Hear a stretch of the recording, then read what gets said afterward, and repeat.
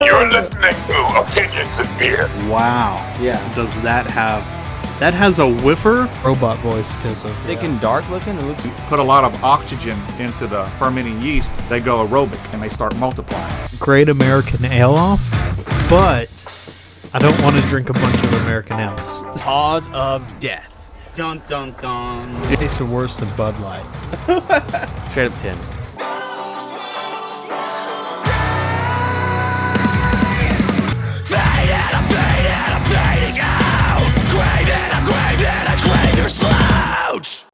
Go. Hello and welcome to Opinions and Beer. I'm your host, Adam. Today I have Ed Ray 1416. Hello. Hello, Ed Ray. Nice to see you. Today we're going to be talking about WrestleMania and our thoughts on the overall event.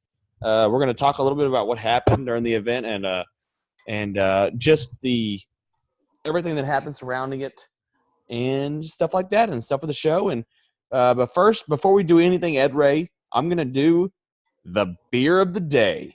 And today's beer of the day is a Golden Ale by Poor Brothers Brewing Company. It's Patty B. This is actually a Golden Belgium Ale. Seems a Belgium Ale is one of the oldest styles of ales made by the Trappist monks. It's a Trappist monk style is the Belgium style, and it's a golden ale, and that feels fitting for the golden show of the year, WrestleMania. So I got this Patty B. It is 5.1% in alcohol by volume. I poured them in a 24-ounce glass, so that means my glass holds 2 of these beers. So I mean, I'm drinking 2 beers at once. It's fun stuff. This golden ale, they say, it's a past beer brewed to be a seasonable, thirst-quenching beer. A dry golden ale with subtle hints of citrus. Good little stuff. Let's go ahead and try this beer, Ed Ray. Let's try this beer.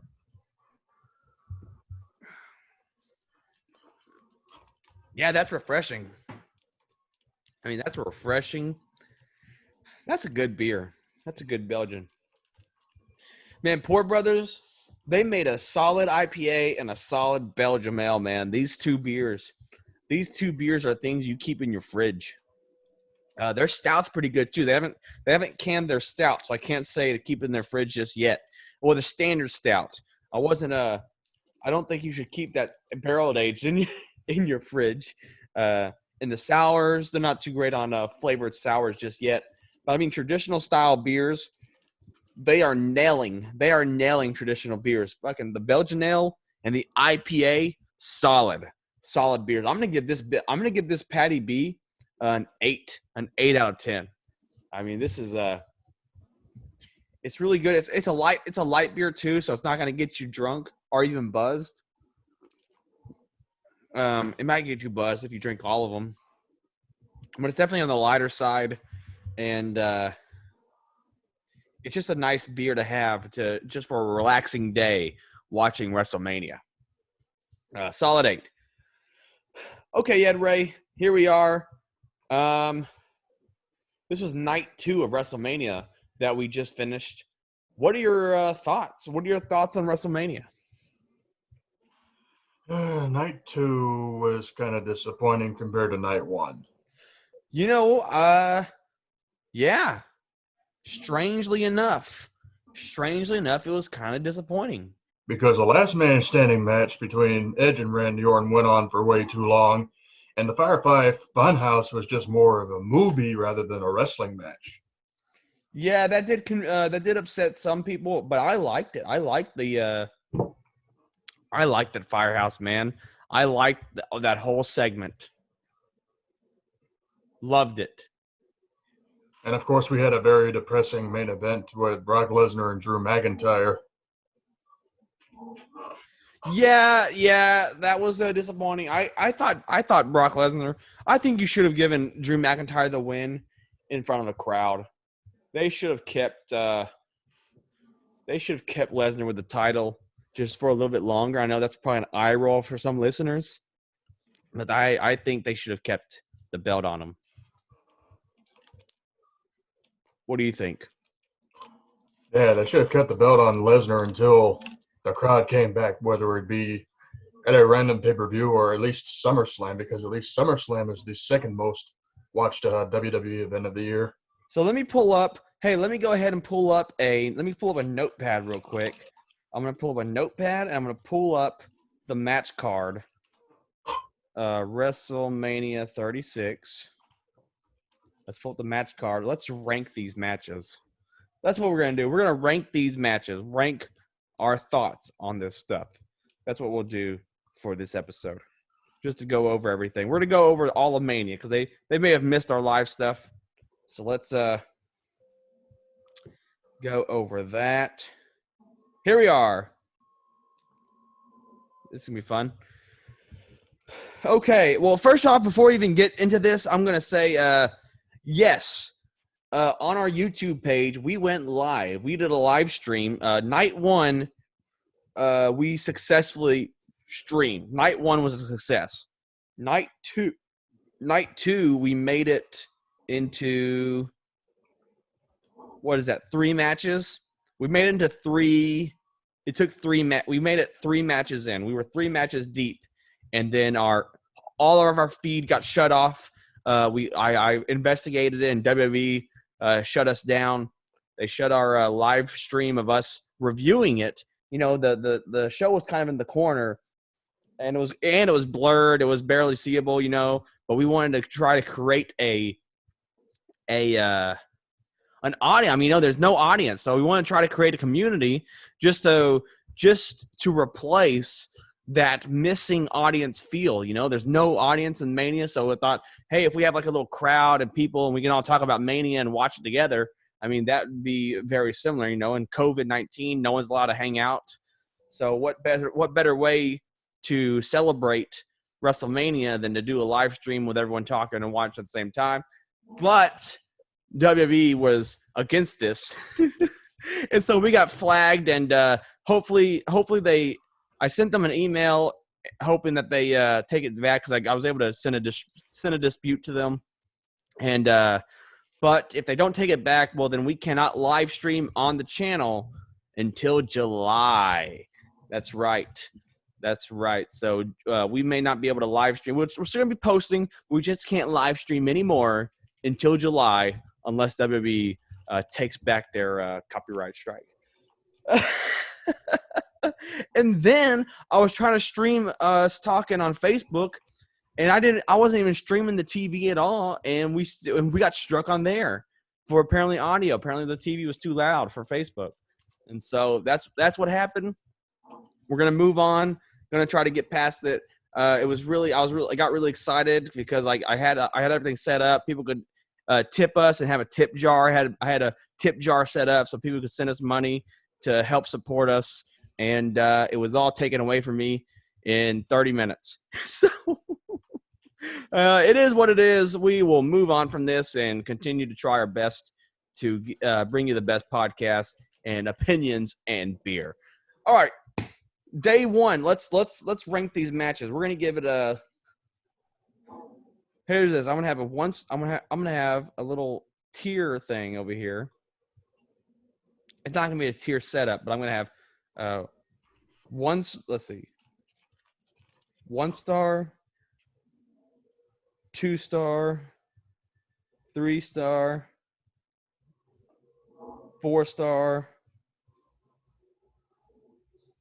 5 star. 1, 2, 3, 4, 5. 1, 2, 3, 4, 5, 6. 1, 2, 3, 4, 5, 6, 7. 1, 2, 3, 4, 5, 6, 7, 8. 1, 2, 3, 4, 5, 6, 7, 8, 9. 1, 2, 3, 4, 5, 6, 7, 8, 9, 10. All right, Ed, right? I have 1 to 10 stars. We're gonna start on night 1. I did not watch the the pre-show matches, so I can't rate them. I didn't even know there was pre-show matches. So we're not gonna rate the dark matches because how do they have dark matches with nobody there to watch them? What BS is that? Anyways, here we are. Let's start the ranking. 1 out of 10 stars, Ed Ray. The first match that we watched, Alexa Bliss and Nikki Cross versus the Kabuki Warriors. How would you rate that? A 2 out of 10. 2 out of 10. So let's put 2. Let's see, Alexa. I'll just put one person from the match. Alexa Bliss. Okay. Elias versus King Corbin. 1 out of 10. Woo! Easily the worst match of the show. Becky Lynch versus Shayna Baszler. 4 out of 10. Becky. Sami Zayn versus Daniel Bryan. 6 out of 10. 2, 3, 4, 5, 6. No. Let's do Sammy. The triple threat ladder match. Well, this is going to be a tough one, but I'm going to say 8 out of 10. 8 out of 10. I want to give it a 9 so bad. But if you want to give it an 8, I'll stick with you for this moment until it comes time to debate. Let's see. Let's do John. John Morrison. Let's do John Morrison. No, I'll put ladder match.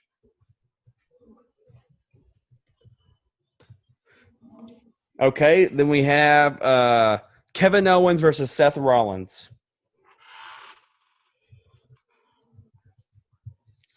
Well, up until that table spot, I would have given it a 1 out of 10, but that table spot and that ending after a false finish like that, I'll give it a 5 out of 10. Okay. Let's do Kevin.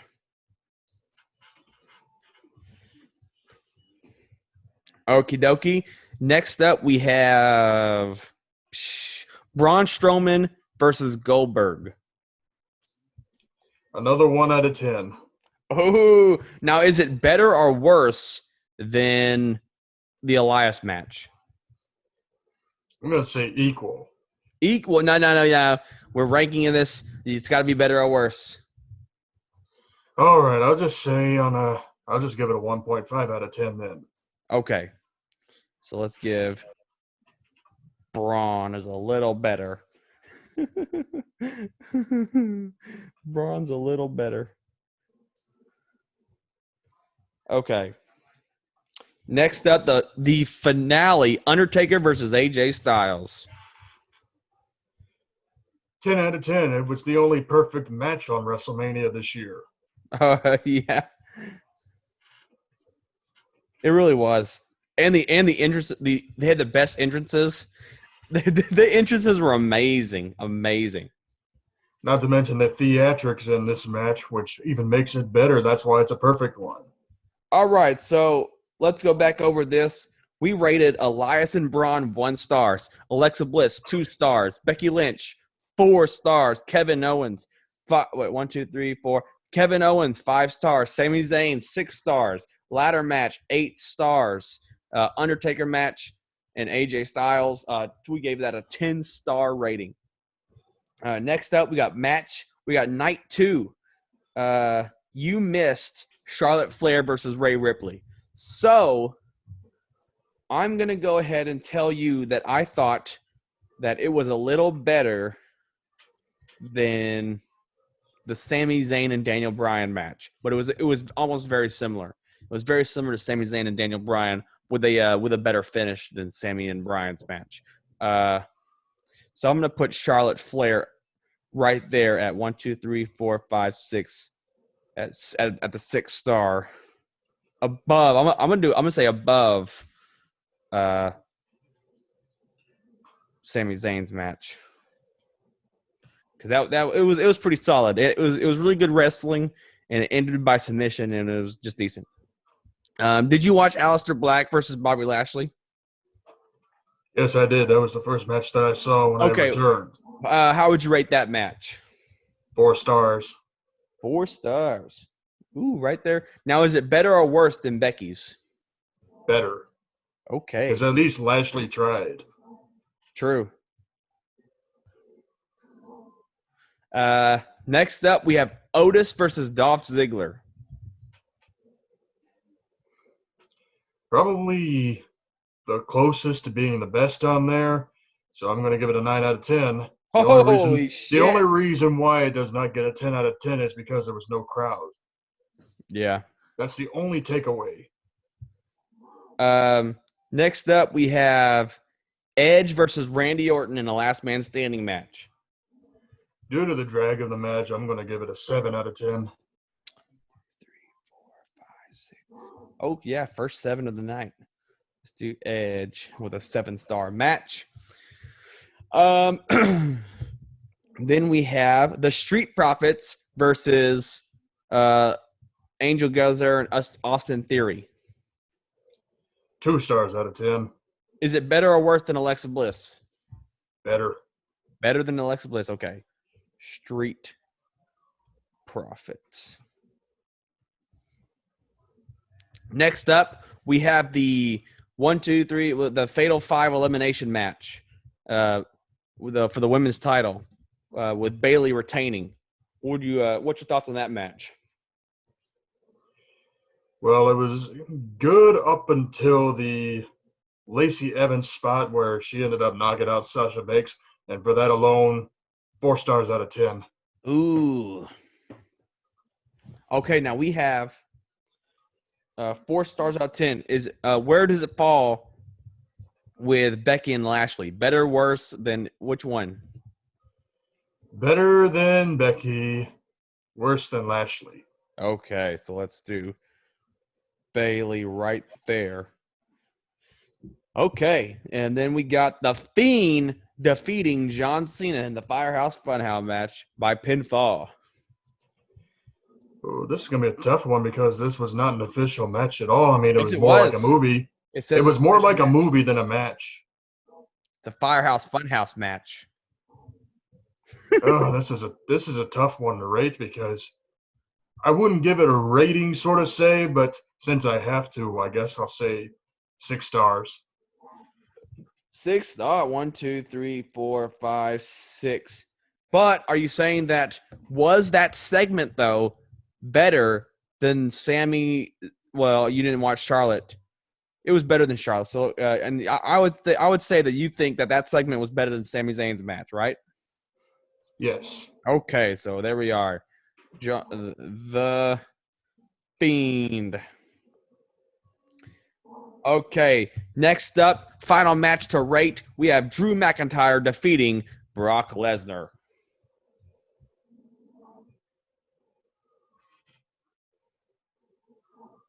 I think they should have kept Brock with the title. It's hard. That's why it's hard to rate this.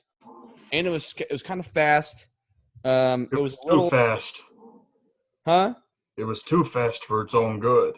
Yeah. I mean, if it's supposed to be a main event, aren't main events supposed to be long because it's the main event and people want to watch it? Yeah. Twice now, 2 main events. Both main events for night 1 and night 2 were too short. Well, technically, the main event was. Oh yeah, Boneyard match. Okay, so the Boneyard match. And all right, so Boneyard match was the main event for night 1. Well, if they really wanted to have a good main event for night 2, they should have had the Firefly Funhouse on last because we did not expect this main event, this match here, to go too fast. Yeah, that would have been crazy. I think if they would have ended it with the Fiend being all crazy and creepy and it showing all that stuff, like that would have been it showed a lot of like old school wrestling stuff and montage. Like that was the perfect ending, especially if they were trying to say that John Cena might be retiring. That might be his retirement. And remember, you see how the Fiend played back John Cena's voice when he was about to beat him, kind of making it show that John Cena was in fact the most entitled, most overexposed wrestler ever. When that I thought that was such a good moment. Well, it's true because Vince McMahon pushed the hell out of him to a point where he was pandering to the audience. Exactly. So when And John it's the same thing with Hulk Hogan. So they replayed John Cena saying it's time to put an end to that superstar, and they replayed that voice over John Cena losing. So that I feel like that means that was an end of John Cena. I feel like John Cena just retired tonight in that Firehouse Funhouse match. I like that they showed. Man, we're talking a lot about Firehouse Funhouse. We're supposed to be Brock Lesnar and Drew. I think we rated that Firehouse match a little low, but Well, because it would have been better had it been the main event. yeah, But it wasn't. yeah, that's what it is. It made us. All right, so let me just question go ahead and talk about the main event for a little bit. It was just too fast-paced. There was not enough wrestling. And Drew McIntyre did not look good in victory because of all the fast-paced stuff. And the main thing that killed the main event, the main thing that could have made the main event better, there was no crowd. So Yeah, there was no life in the match. And because there was no life in the main event, it's just meaningless. People are going to forget about it in the next few days. yeah. There was a whole bunch of whatchamacallits. There was like a whole bunch of Drew got beat. Drew got beat bad. He had no offense besides the kick, right? I mean, he was getting German suplex. He got 4 F5s, maybe 5 F5s, And a couple of stiff shots. a couple of stiff shots, and then he just hits this freaking that cannon kick or whatever he does. What's that move called? What's his boot? I can't remember what his finisher is. Drew McIntyre. What boot you're talking about? You're talking about Drew McIntyre's finisher? Yeah. Claymore kick. Yeah, the Claymore kick. Man, he hit that thing like 10 times. So he does kind of look weak-ish against Brock Lesnar. He just has that super. He gave him that Superman trait again, though, where he can survive 6 F5s or whatever. So it's kind of hard to judge. The no crowd hurt this match. It was the shortest match of the card at 4 minutes and 35 seconds. It was shorter than Aleister Black versus Bobby Lashley, shorter than the Street Profits match. So, I mean, it was the shortest match. The main event was the shortest match of the card. Geez, I just don't know. Oh, man, Edge versus Randy Orton was 36 minutes. 36-minute match. Anyways, what would you rate Drew McIntyre versus Brock Lesnar, Ed Ray? Well, because of how fast it was and no crowd, hate to say this, but 5 out of 10. A 5? Yeah. Better or worse than the Kevin Owens match? Better. Better than Kevin Owens. Yeah, okay. So let's do Drew McIntyre. Okay, so here we are, Ed Ray. Here's our ranking for WrestleMania. The worst match of WrestleMania was Elias versus King Corbin. The second worst match was Braun Strowman versus Goldberg. The third worst match was the Alexa Bliss tag team match, and then followed by the Street Profits. Moving on, then we ranked Becky, and then Bayley over Becky, Lashley over Bayley. Our top 5 matches of WrestleMania are as follows. Starting at number 5, The Fiend versus John Cena is number 5. Edge versus Randy Orton, number 4. The Triple Threat Ladder match at number 3. Otis versus Dolph Ziggler at number 2. Surprisingly, that Otis versus Dolph Ziggler at number 2 is really surprising. But I mean, it was a feel-good match, and they told it was probably the best story of the thing, where the ladder match was kind of thrown together, despite how brutal it was. The ladder match was way more brutal than the Edge and Randy Orton match, surprisingly. Uh, I mean, geez. Anyways, and then finally, the best match of this year's WrestleMania was the unprecedented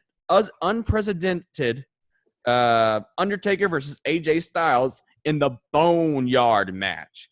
That was the best match of WrestleMania 36. Ed Ray, how do you feel about our rankings? I think they're very accurate, despite the one match that I missed.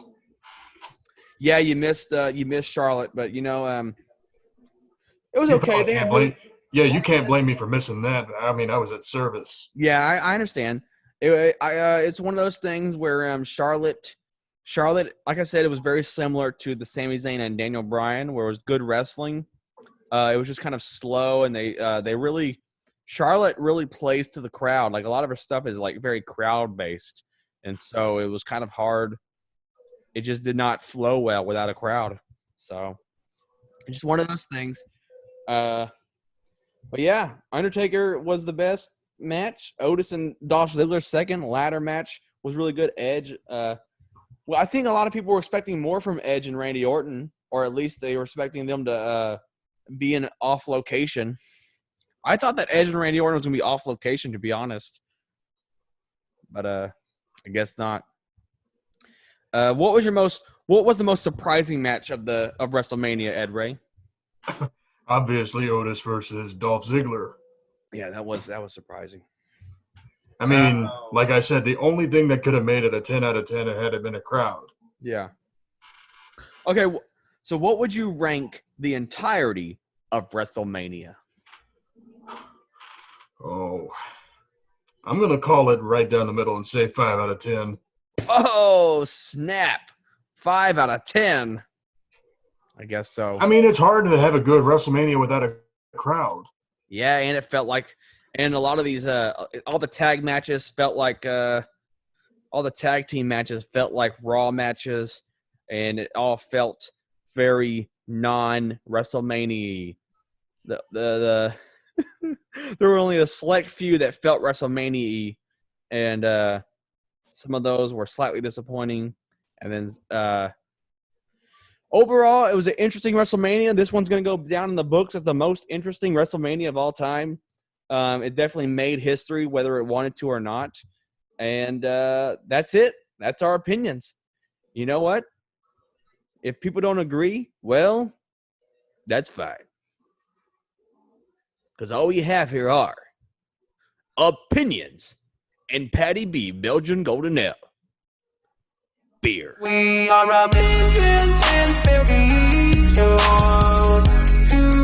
subscribe for more.